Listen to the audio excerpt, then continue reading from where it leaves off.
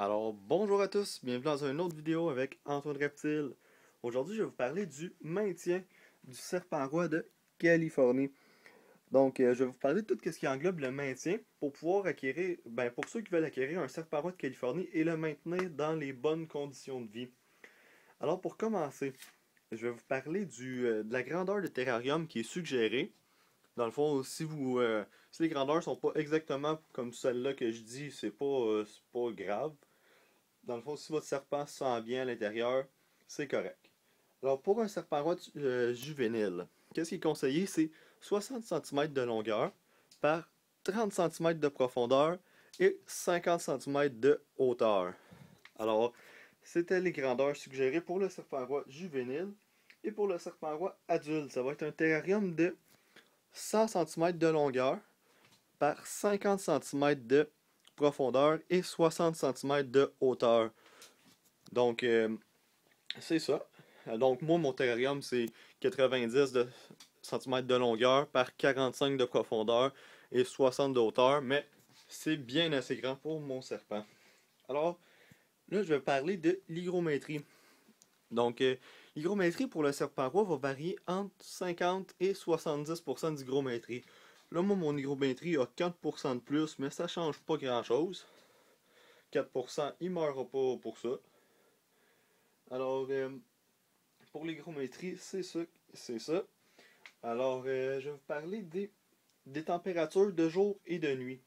Dans le fond, pour les températures de jour, on va avoir un point chaud qui va varier entre 29 et 31 degrés pour le jour.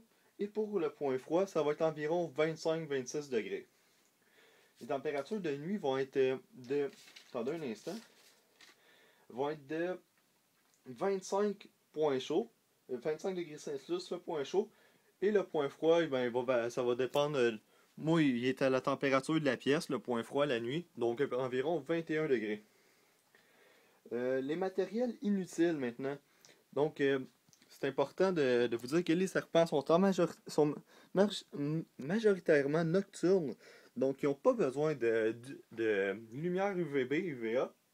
Donc, les UVB sont inutiles pour cette sorte de serpent-là. Donc, pour cette sorte de serpent-là, les UVB sont inutiles. On n'a pas besoin de brumisateur. Comme là, j'ai juste vaporisé 2-3 fois ce matin. Puis là, il est encore à 74%. Euh, dans le fond, là, les matériels utiles. On va avoir besoin d'une cachette au point chaud et une cachette au point froid. Donc là, il est à l'intérieur en ce moment, puis il y a la moitié de son corps qui dépasse. Donc, c'est ça, deux cachettes. J'ai même une troisième cachette. Dans le fond, plus que de cachettes, plus que le serpent va se sentir en sécurité. On va avoir besoin d'un grand bol d'eau pour que le serpent puisse aller s'immerger à l'intérieur s'il a le goût de prendre un bain. Puis c'est important de le changer environ à tous les 2 jours. À tous les jours, c'est préférable, mais tous les 2 jours, c'est encore correct. Pour qu'il y ait toujours de l'eau fraîche et qu'il n'y ait pas d'accumulation de bactéries dans l'eau. Donc, pour le chauffage, pour ce type de serpent-là, qui est majoritairement terrestre, la lumière chauffante n'est pas vraiment utile. Donc moi, c'est une lumière normale. C'est une lumière bien normale qui ne produit pas beaucoup de chaleur. Mais ça va être le tapis chauffant qui va compenser. Donc je vais aller vous montrer mon tapis chauffant, moi. Attendez, j'ai la boîte ici. Excusez-moi, j'ai échappé. Donc le tapis chauffant va faire environ le 1/3 du terrarium. Environ. Dans le fond, le tapis chauffant va être situé au point chaud. Moi, il est en dessous du terrarium. Dans le fond, il fait le 1/3 ici. Alors, mon tapis chauffant, c'est celui-ci. Pour ceux qui ont déjà vu une de mes vidéos, j'avais montré mon tapis chauffant quand je venais juste de l'acheter. Dans le fond, il fait 27,9 cm de largeur et 43,2 cm de longueur. Donc, il fait environ le tiers de mon terrarium. Donc, c'est important pour le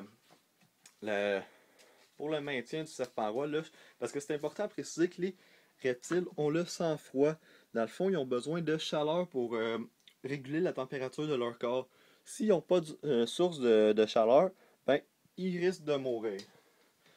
Donc, étant donné que moi, mon tapis chauffant, c'est un 27 watts, si je me rappelle bien, oui, c'est ça, on va avoir besoin d'un thermostat.